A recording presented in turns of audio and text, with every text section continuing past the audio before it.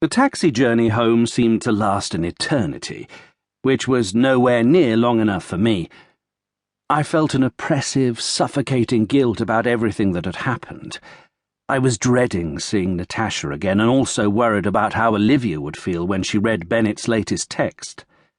It was totally irrational of me to blame him for any part of what had happened, yet still I did blame him.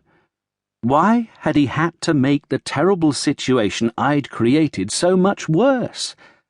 Why, when faced with competing options of what to do, could he not have done the right thing? Why did he have to be such an arse? Was it, as the scorpion said to the frog, simply his nature? The house was almost completely dark when I walked in. Looking up the stairs, I could see a faint light peeping out from behind the three-quarters closed door of our bedroom. Natasha was probably sitting up in bed, reading, looking forward to hearing all my news. And I still had absolutely no idea what I would say to her when I saw her. I rifled through the Post on the table, annoyed at the staggering ordinariness of it all, reminding me I was back in the real world of bills and junk mail and putting out the dustbins on a Sunday night. I took off my shoes, picked my way through the dark living room into the kitchen, and ran a glass of water from the cold tap.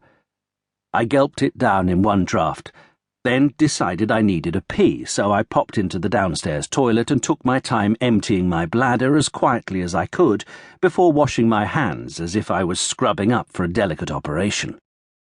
Then, bereft of further reasons for delay, I climbed the stairs with all the perky enthusiasm of a condemned man walking to the execution chamber, opened the bedroom door, and prepared to meet my fate. Natasha was propped up on her pillow, fast asleep. The book she was reading, this month's book group selection, hung limply in her right hand, a thumb wedged uncomfortably in the crease where it had tried to close, saving her place. She was still wearing her glasses, and her soft brown hair had fallen forwards, half covering her eyes. She looked at peace, as if she had gone to bed without a care in the world. I made no attempt to wake her, grateful to put off even longer the shattering of her delusions. Carefully, I prized the book from her sleeping hand and placed it on her side table. Then I turned off the light directly above her head and replaced it with the weaker glow from my bedside lamp. I tiptoed into the children's bedrooms just to look at them as they slept.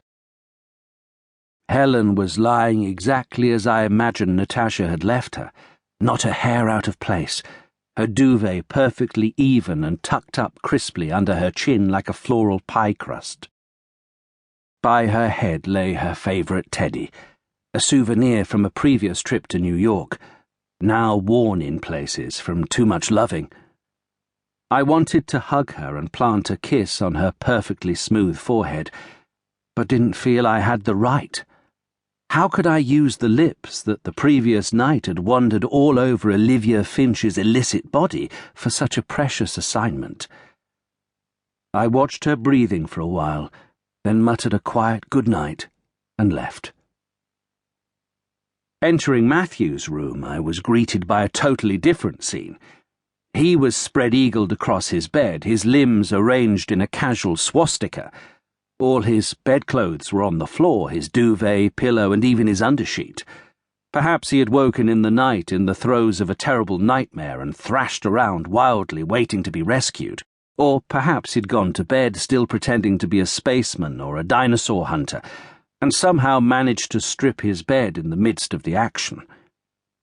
Matthew was a deeper sleeper than his sister, so I risked stroking his hair as I lifted his head to replace his pillow. I recovered him with his Thunderbird's duvet and left the room. He would have to make do without his sheet tonight. Finally, I went into the bathroom, stripped off my well-travelled clothes and ran a bath.